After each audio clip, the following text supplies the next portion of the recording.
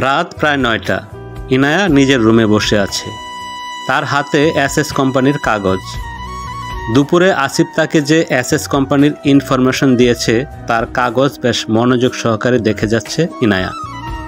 সাফায়াত নামটা যখন থেকে শুনেছে ইনায়া, তখন থেকে তার মনে হচ্ছে যে এই নামটা তার বড্ড বেশি পরিচিত, কিন্তু ইনায়া স্মৃতিচারণ করতে পারছে না এই মানুষটা আসলে কে। ইনায়ার হঠাৎ করে কি যেন মনে হয়, সে হাতে থাকা কাগজ রেখে পাশে থাকা টেবিল থেকে ফোন হাতে নেয়। ফোনের কল লিস্টে গিয়ে অরুণা বেগমের নাম্বারে কল দেয়। অরুণা বেগম ফোন রিসিভ করে ইনায়া উদ্বেগ প্রকাশ করে বলে, মামুনি, তোমার কি সাফায়াত নামে কোনো পরিচিত লোক আছে? আচ্ছা, আমার আত্মীয় স্বজনের মধ্যে কি সাফায়াত নামের কোনো লোক আছে? ইনায়ার কণ্ঠে হঠাৎ করে সাফায়াতের নাম শুনে চমকে যায় অরুণা বেগম। আজ প্রায় 15 বছর পর সাফায়াতের নাম আবার শুনেছে অরুণা বেগম। অরুণা বেগম বলে, ইনায়া, তুমি হঠাৎ করে সাফায়াতের বিষয়ে কেন জিজ্ঞেস করছো? আর সাফায়াত প্রায় অনেক বছর আগে মারা গেছে, এখন তো তোমাকে বিরক্ত করার কথা না সাফায়াতের। সাফায়াত মারা গেছে কথাটা শুনে ইনায়া সম্পূর্ণ শকড হয়ে যায়, কিন্তু ইনায়া বুঝতে পারে অরুণা বেগমের সাথে সাফায়াতের পরিচয় ছিল, তার মানে ইনায়ার সন্দেহই ঠিক। ইনায়া বলে, মামুনি, এই সাফায়াত আসলে কে? কি সম্পর্ক ওনার সাথে আমার? আর সাফায়াত কি করে মারা গেছে? ইনায়া, তুমি জানো না সাফায়াত তোমার মামা হয়? তোমার মায়ের মৃত্যুর পর তোমার মায়ের সম্পত্তির জন্য ও তোমাকে নিজের কাছে জোর করে রাখতে চেয়েছিল, কিন্তু আমি তাকে বারণ করে দিই। এর কয়েক বছর পর জানতে পারি সাফায়াত একটা অ্যাক্সিডেন্টে মারা গেছে। অরুণা বেগমের কথা ইনায়ার মাথার উপর দিয়ে চলে যায়। সাফায়াত যদি মারা যায় তাহলে এতদিন এসএস কোম্পানির এমডি হিসেবে দায়িত্ব কি করে পালন করে গেছে? আর সাফায়াত তার মামা ছিল, মানে ইনায়ার নামে যে এসএস কোম্পানি তার নানা লিখে দিয়ে গেছে সাফায়াত সেটা জানত, যার জন্য ইনায়ার মায়ের মৃত্যুর পর তাকে নিজের কাছে রাখতে চেয়েছিল। ইনায়া তার ভাবনার জগতে হারিয়ে যায়। অন্যদিকে অরুণা বেগম ফোনের অপর পাশ থেকে ইনায়ার কোনো জবাব না পেয়ে অরুণা বেগম বলে, ইনায়া, কি হয়েছে তোমার? কথা বলছো না কেন ইনায়া? অরুণা বেগমের কণ্ঠ শুনে ইনায়ার হুঁশ ফিরে আসে। সে বলে, না মামনি, কিছুই হয়নি। সাফায়াত যে আমার মামা হয় সেটা আমার জানা ছিল না। আচ্ছা, এখন ফোন রাখি, আমার জরুরি কাজ আছে। ইনায়া ফোন রেখে দেয়। সে এখন গভীর চিন্তায় মগ্ন। যদি সাফায়াত অনেক বছর আগে মারা যায় তাহলে ম্যানেজারের কথা অনুসারে এতদিন কোম্পানির সকল মিটিং কে করেছে? আর এসএস কোম্পানির সকল টাকা কার ব্যাংক অ্যাকাউন্টে জমা হয়েছে? ইনায়ার মাথায় যেন এখন হাজার রহস্য গুড়গুড় করছে, কিন্তু কোনো সমাধান নাই এই রহস্যর। ইনায়ার ভাবনার মাঝে রুমে প্রবেশ করে অরণ্যর উপস্থিতি ইনায়া বুঝতে পারে না, সে নিজের ভাবনার জগতে হারিয়ে গেছে। অরণ্য রুমে এসে দেখে ইনায়া খুব মনোযোগ দিয়ে কী যেন ভেবে যাচ্ছে। অরণ্য বলে, কি হয়েছে আপনার ইনায়া? এমন মনোযোগ সহকারে কোন ভাবনায় হারিয়ে গেলেন আপনি? ইনায়ার ভাবনার মাঝে অরণ্যর কণ্ঠ শুনে তার হুঁশ ফিরে আসে। পিছনে ফিরে অরণ্যকে দেখে ইনায়া এসএস কোম্পানির কাগজ লুকিয়ে ফেলে। ইনায়ার এমন কাণ্ডে অরণ্য ভ্রু কুঁচকে ওর দিকে তাকায় আর বলে, কি এমন করে লুকিয়ে রাখলেন আপনি? উকিল দিয়ে কি ডিভোর্স পেপার রেডি করেছেন আপনি?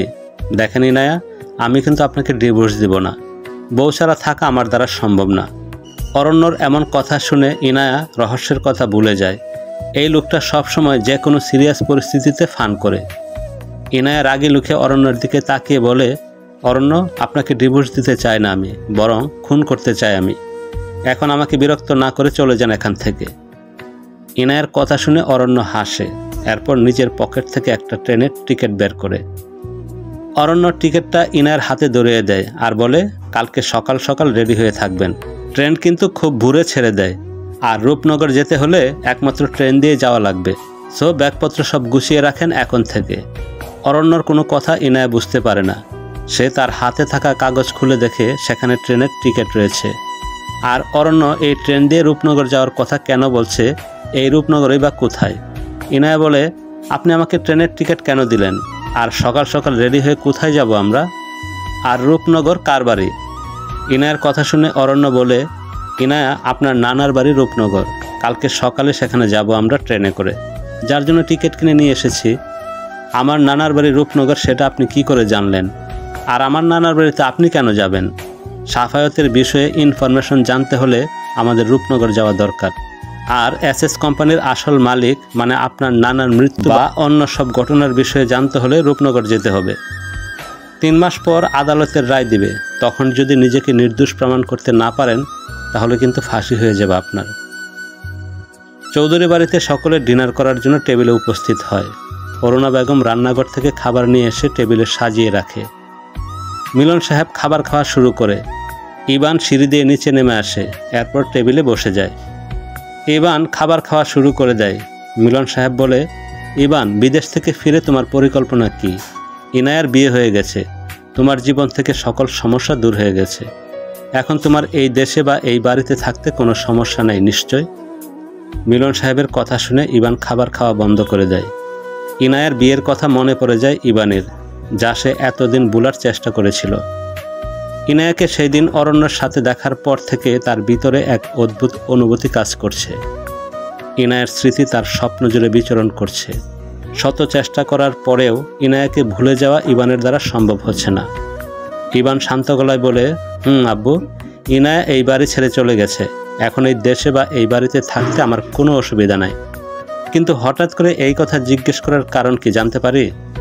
মিলন সাহেব একবার অরুণা বেগমের দিকে তাকিয়ে দেখে অরুণা বেগম চোখ দিয়ে তাকে ইশারা করে। মিলন সাহেব গম্ভীর গলায় বলে, চৌধুরী বাড়ির সকল ব্যবসার দায়িত্ব এতদিন ইনায়ার ছিল, কিন্তু এখন ইনায়ার নিজের বিজনেস আছে। অতএব আমার ছেলে হিসেবে এই কোম্পানির সকল দায়িত্ব তোমার হবে। তুমি কি কোম্পানির এমডি হিসেবে কোম্পানিতে জয়েন করতে চাও? মিলন সাহেবের মুখে কোম্পানিতে জয়েন করার কথা শুনে ইবান অবাক হয়। তার বাবা ইনায়াকে কোম্পানির সকল দায়িত্ব না দিয়ে তাকে এমডি হিসেবে জয়েন করতে বলেছে। ইবানের কথাটা বিশ্বাস হচ্ছে না। ইবান অরুণা বেগমের দিকে তাকিয়ে দেখে অরুণা বেগম নর্মাল হয়ে দাঁড়িয়ে আছে, আর নাতাশা যথেষ্ট মনোযোগ দিয়ে তার খাবার খেয়ে যাচ্ছে।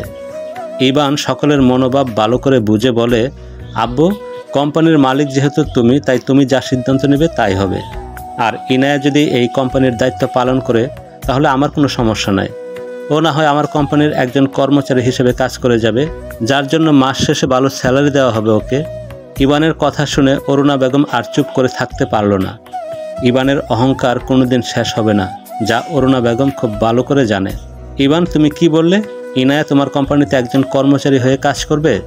তুমি হয়তো ভুলে গেছো ইনায়া কে। ও অরণ্য রাজ চৌধুরীর বউ, যে এই শহরের সবচেয়ে বড় ব্যবসায়ী। আর ইনায়া বর্তমানে এসএস কোম্পানির মালিক, তাই তোমার কোম্পানির চাকরির কোনো দরকার নেই ইনায়ার। অরুণা বেগম বেশ গর্বের সহকারে ইবানের সামনে ইনায়ার প্রশংসা করে। ইবানের রাগ হয় তার মায়ের কথা শুনে। সে রাগী চোখে অরুণা বেগমের দিকে তাকিয়ে বলে, আম্মু, তোমার মুখে কি ইনায়ার সুনাম ছাড়া আর কোনো কথা আসে না? আর ও অরণ্যর বউ হয়ে গেছে বলে কি ওকে এখন মাথায় নিয়ে নাচতে হবে আমার? অরণ্য আমাদের শত্রু, ওর সাথে তুমি ইনায়ার বিয়ে দিয়ে তুমি ভুল করেছ মা। অরণ্য আমাদের শত্রু না, ও এই বাড়িরই ছেলে। এই চৌধুরী বাড়ির উপর তোমার যতটুকু অধিকার আছে, অরণ্যেরও ঠিক সমান অধিকার আছে।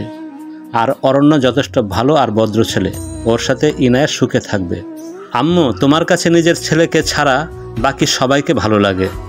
মাঝে মধ্যে মনে হয় আমি তোমার ছেলে না, বরং তোমার শত্রু। প্রিয় বন্ধুরা, চলবে।